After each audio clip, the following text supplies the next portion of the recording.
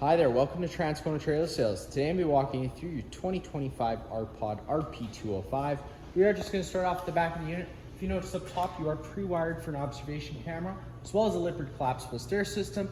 Both are going to be great additions to your camper. If you'd like to get set up with either of those, you can contact the parts department and they can put together a quote for you. You got your spare tire located right at the back here. And then underneath the unit, you got your 2-inch receiver. Just keeping in mind you do got some weight capacities on the sticker here. You're not going to want to exceed that. It's good for 300 pounds. Realistically, it's just a bike rack, so just keep that in mind. Then coming down to the back of the unit, in this corner as well as all 4 corners of the unit, you got your stabilizer jacks. The way those work is, you got your 3/4 inch drive tool here, hooking up your 3/4 inch drive tool in the front compartment, running this foot down to the ground. Once the foot contacts the ground, just giving another 1/8 turn. It's going to take any bounce or sway you see we have in the unit right now away. And additional to that, these are stabilizing jacks. They're not leveling jacks. So don't try and use them as so, otherwise you do run the risk of bending your jacks. And the same does go for running them up and down with an impact. You don't want to be careful running them up and down. You don't want to put too much torque on them because again, you just do run the risk of bending them. And then located at the back as well here, it's just your 2 low point drains. So if you don't want water going stale or stagnant, or at the end of your winterization process, just to allow some of that antifreeze to escape out, it's a good idea to crack those guys open, and that's going to be the best way to allow you to do so. You got your sewer holding tank here. Twisting that cap off. You just take a note of those 2 ears. It's the same 2 ears your sewer hose is going to have. They just line up with the notches like so, twist and lock into place. You got your black valve and your gray valve. You always want to empty your black valve first, so it's going to be your dirtiest water filled from your toilets. Then you can come behind that with your gray valve, which is typically cleaner water filled from your sinks and your showers. Also located at the back, which I did just mention, you got this bumper cap, pulling that guy off. It's typically where you're going to want to store your sewer hose after your first use. We do have a brand new one located inside the front compartment, which is why there's not one in there yet. But typically after your first use is where you're going to store it. Coming up a little bit, you get this little motion sensing exterior light. It's just it's docking light for at night for when you're dumping, in case you need to see anything. You got your black tank flush. The way that works is, of course, reading the caution sticker, letting you know that if you are using it, you do have to make sure that the black tank is connected and the valve is open. Reason being is if you're pushing pressure inside that tank, the pressure's got nowhere to go. It could expand that tank to the point of cracking, and we don't want that. But if you're noticing false monitor panel readings or just an odor around the unit, it's a good way to flush that out. Nice and easy. Cable satellite inlets. Furnace exhaust, whenever your furnace is running, this will be blowing out hot air, so just be mindful of that. Right down below, you got your standard 30 amp twist lock connection. You just take a note of that notch there. It lines up with this notch on this side. Once you press that firmly into place, you can take that 8th turn to lock it in. And then you got the threaded color to really lock it down. If you follow that cord back, you do have your standard 30 amp plug-in. Most campsites should have this, and you can plug right on in. But let's say you have the unit at home on your driveway, or your campsite only has 15 amp service. We do include that 15 amp park adapter. Just keep in mind we're going down to 15 amps power. You won't be able to run the air conditioner. Realistically, it's just to run your fridge and your lights, charge up your battery. Whenever you plug that in, you're going to get that green light telling you have a successful power source. If the red light were to be on, it's telling you your source of power is bad and it's not a problem with the trailer. Coming up front a little further, freshwater connection. So if you're at a site, if you're out boondocking, your site doesn't have water, you can put a garden hose in there, turn it on, and that's going to be what fills your fresh tank. That's what your water pump draws off of. The drain for it is just right below here. Taking that cap, twisting that cap off, that's going to allow the tank to drain. City water connection, so if you're at a site with service, you can just thread a garden hose in there, turn it on. It's going to pressurize all those lines without the needing to run your water pump. Storage compartment on this side here. This is also where you're going to get access to your water pump for winterization. Just through that panel, 2 screws down at the bottom. It leads you to the hose, which then leads you to the valve. Got your battery disconnect switch right there on the front frame. If you want to disconnect the batteries because you're leaving the unit for a while, turning it to the off position disconnects them from the unit, and then in the on position like it is now, the batteries are connected. The battery is located inside this box here, and then underneath this covers your 2 propane tanks. Typically you can get what you need done just by loosening off these 2 tabs up top, flipping this open. But for the purpose of the video, I will just slide this right out of place. You've got your 2 20-gallon propane tanks, pretty standard. Selector valve on the front of the regulator here. With it pointed to this tank, you're going to be drawing off this tank. If this tank were to go dry, you can flip it over to the other side. While this one's getting filled, to draw off that tank. Turning it on, it's counterclockwise, nice and slow like any standard barbecue. Opens up the flow of propane to the unit. Tongue jack right up front. Coming around this side here, opening up this compartment, flipping this guy open. You got your little portable water sprayer, pulling that guy out of the compartment. I think we're over there now. You would just pop this guy open, fold it down. You got notches on either side. It lines up with the corresponding notches on this side. Push, lock into place. Hot and cold sprayable water. You can also change this head just by unthreading it. It's your standard garden hose thread, so any nozzle you want. You got that 3/4 inch drive tool, which I've already showed you. You got your propane quick connect line for your exterior griddle. And then you do have that starter kit, which comes with that 10-foot sewer hose, a 15-foot water hose, and a 15 amp park adapter, and of course just some other miscellaneous goodies. A little bit further down the unit here, you're gonna notice this sliding rail system. That is going to be where your exterior barbecue griddle hooks up to. Latches onto here, you lock into place. Then you just run that propane quick connect line down to the corresponding one. Pulling this back works like the standard airline. Pull back on the collar, insert back into place. Once everything is inserted and hooked up, you can open up your flow of propane. And as an added safety feature, you can operate the coupler with the flow open. Pretty simple. 2 plugins on the outside. Last but not least, you do have your service port to your hot water heater. Opening that guy up, basically the only thing you kind of need to worry about is just the power switch. Turning that on supplies power to the toggle switch that's inside, and I'll show you that once we get there. And then because this is a tank water heater, if you've had a trailer before, you probably had this is a tankless water heater, and you probably had a tank water heater if you had a camper before, in which case there's bypass valves when it comes time to winterization. This isn't the same thing. There's no bypass valves at the back of this water heater, and if there is, you don't touch them. You do run antifreeze through this system. And once you've done your winterizing process completely, just cracking this pressure relief valve and leaving it cracked open for the duration of winter, so that way once that antifreeze starts gelling up, it does have a place to go in. It's not going to crack the coils.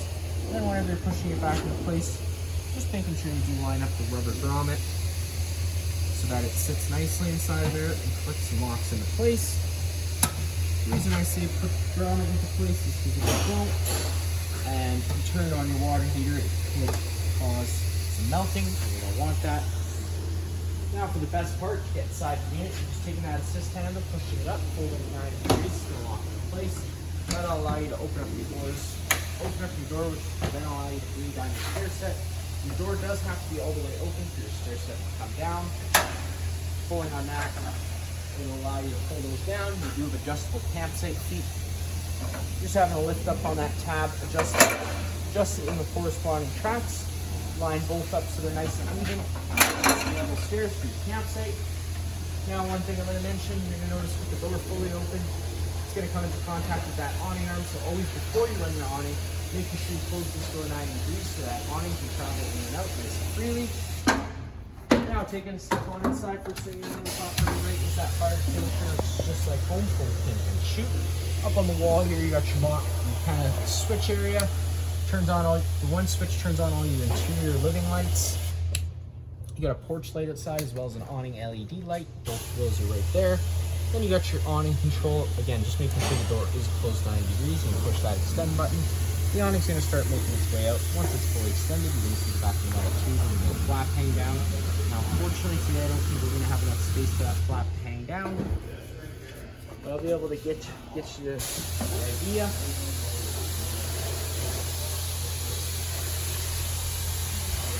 So if you see that flap did start to hang down, but we can't go out anymore. Now if it were to start raining, you can take any arm, front or rear, unclip it from the arm, pull in on it. Now you're going to see that does change the pitch of the awning head, allowing water to now run off. Now if you like that angle better, because it does allow for more shade underneath, you do the same thing with the rear arm.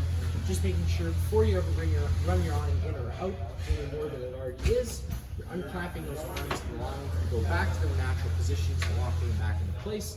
So that way when you're running them, it's not going to cause any bending of any sorts. And then bring the awning in as simple as pushing and holding the track button. The awning's going to start rolling its way in, and once it contacts the side of the trailer, the motors will automatically cut out. Now, one thing to keep in mind, of course, whenever you have this out is the wind speeds. Keeping an eye on them once the winds start picking up. You're going to want to make sure you bring that awning in. You don't want to rip the fabric or bend your arms. It doesn't take much. It is much like a wind sail, so just keeping that in mind whenever you're using it. And of course, if you do roll it in while it's wet, trying to roll it back out at your next earliest convenience, just so you're not accelerating the growth of mold or mildew. And again, arms contact the side of the trailer, motors cut out, you're all inside. Up on the wall, up top, you got your solar controller. Now I'm going to recommend going over the owner's manual when it comes time to setting up any more advanced settings than what is already set up. We do currently have it set up as your basic charging needs. If there's sun outside hitting the solar panel, there's going to be a charge applied to your battery. Always making sure you check your solar panels periodically, making sure they're not dusty or dirty, because that does affect the sun getting to them. And whenever you're cleaning them, just using a hot, soft rag. You don't want to scratch it or use any harsh chemicals. And again, just going in, they get pretty in depth, the advanced settings for this, so just recommend going over the owner's manual to set all those up. But again, it's just currently set up already. So I guess first we can start in the bedroom. Light switch down here on the passenger side of the bed. All the blinds in the unit do work the same way. They just kind of sit where you leave them. One quick pull will allow them to retract back up. Nice feature these Rpods have is this front window does open up.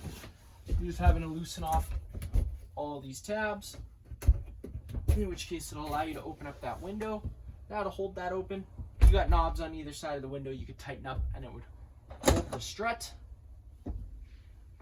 Now, if you don't want bugs coming inside, sorry, this is going to be a night shade, so that if you're sleeping, you don't want the sun coming in.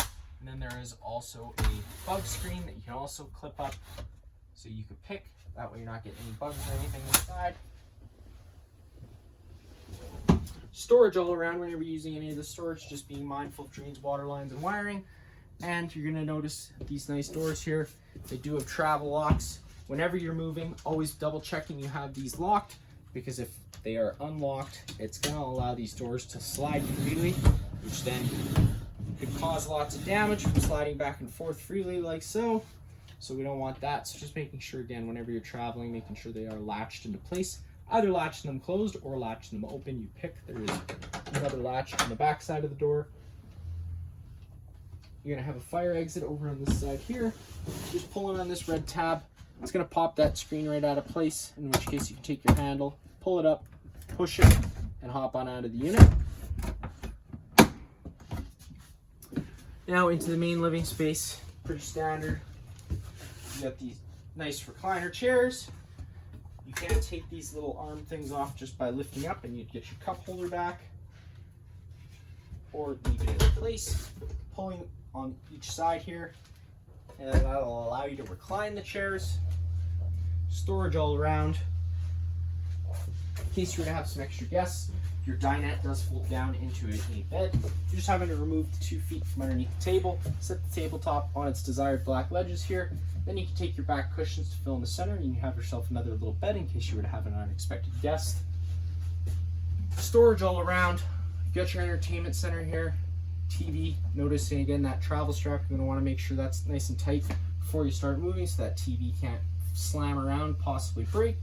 And then up on the wall, get your main coax outlet cable here. You're going to notice the black button that's right beside it. Might be hard to see on camera, but once you get here in person, you'll be able to see it. Turns that green light on. Now that does turn on the antenna on the roof. Now it also is going to improve radio frequency and cell phone frequency. So I always recommend leaving it on whenever you get to your campsite, but of course turning it off whenever you're not using it. That way you're not drawing any extra battery power. Storage all around. Over on this side here, you got your fridge. Both sides, you got to push to open them up on either side because they are travel latches. Pushing in, pulling. You got the controls for the freezer up top, obviously, and down below you got the controls for your fridge. You're just having to push and hold that power button for 3 seconds. That's going to turn the fridge on.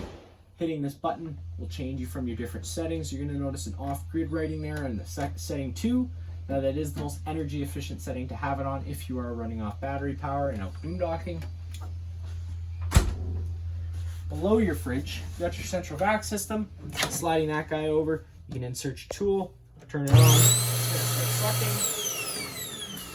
Now, everything that does get sucked in goes into a bag, as you see right here.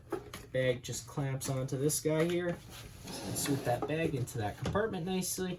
We do sell more bags here at the shop as well. Just getting into contact with the parts department, and they'd be more than happy to help you out, getting you some more. Then you got a little dustpan system here. Just keep it in mind, it is mainly for sand, gravel, or dirt. You're not going to want to put anything sharp and suck it inside there, again, because it is just going into the bag. You lift it up, it turns it on, sucks everything inside. Because this unit's equipped with propane, you got your LP detector right here near the ground. If this guy ever starts going off, just turn off the main supply of propane at the front of the unit and open up windows and vents to get some fresh oxygen inside of here.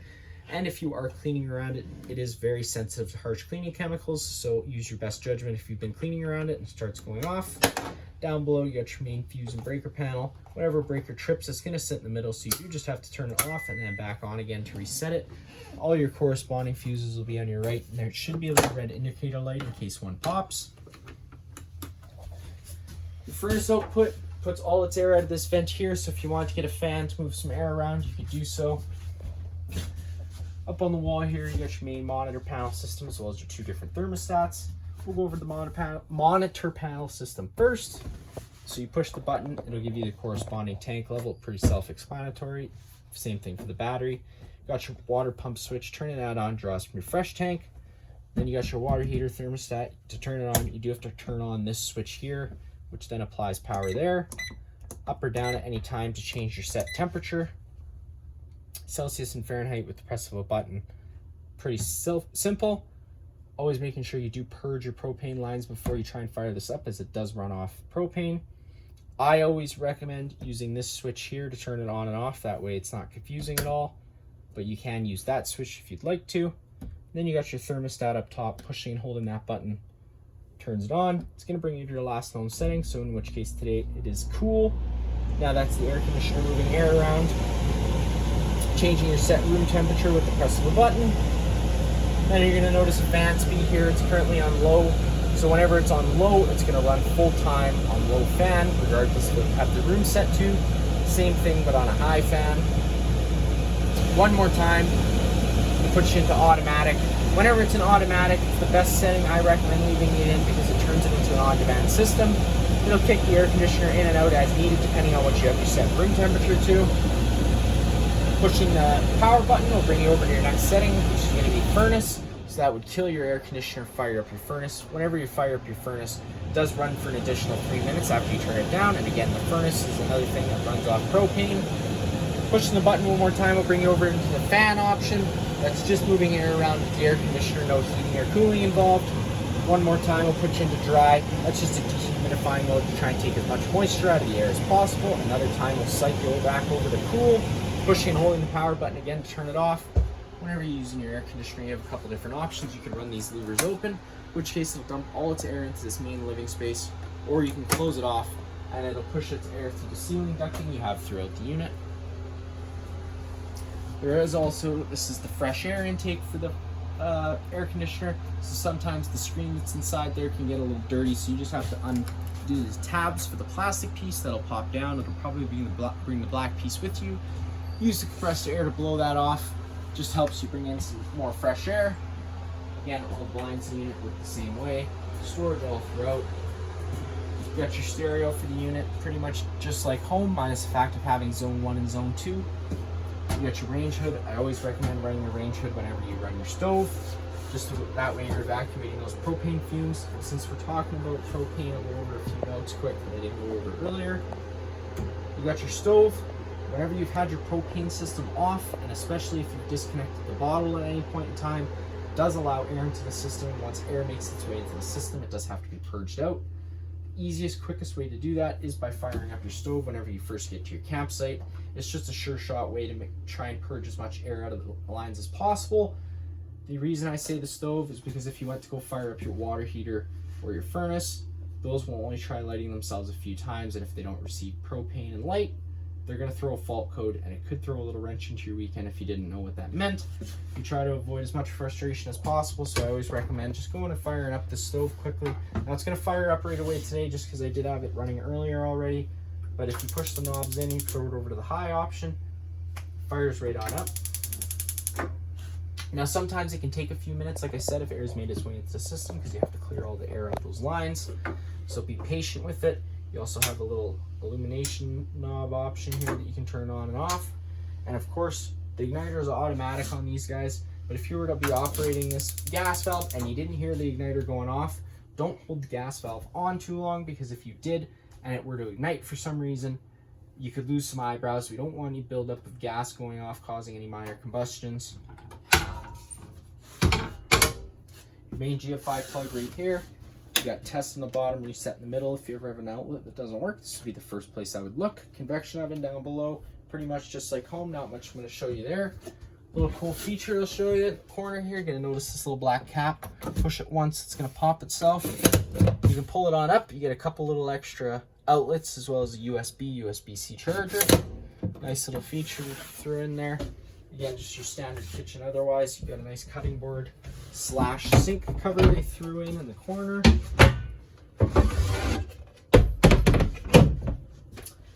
And last but not least, opening up the bathroom.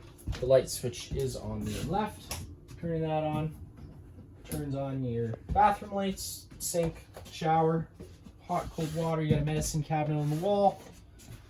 Pretty much your standard bathroom, of course, being mindful of drains, water lines, and things like that. They do include a toilet paper holder.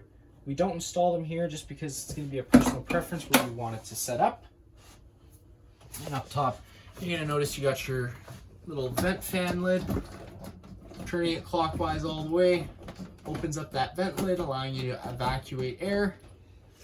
Now you're going to notice it does open up straight into the atmosphere, so if it were to start raining in here, it's going to get pretty wet. And if you were to forget that open while traveling, there is a risk that you're going to damage your vent lid, so always making sure you close it before traveling. Unless, of course, you went with a max air cover, which our parts department can put a quote together for you. It's essentially a cover that goes over top of this fan. It's going to allow you to run it whether it's raining or if you're traveling. It's not going to get wet inside here, and it's going to not damage your vent lid. Again, just contact our parts department. They can put together a quote for you for that, and then your controls for it are just in the corner. You're going to start on your slowest speed, clicking the button 3 more times will put you on your highest speed.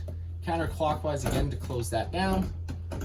And just as another feature, once you have it closed and latched down, pushing the knob up, that locks that knob into place. So if you were to be traveling, it can't rattle open there, which chances are slim, but it can happen. That is going to be it for this unit here. If you have any other questions, feel free to give us a call.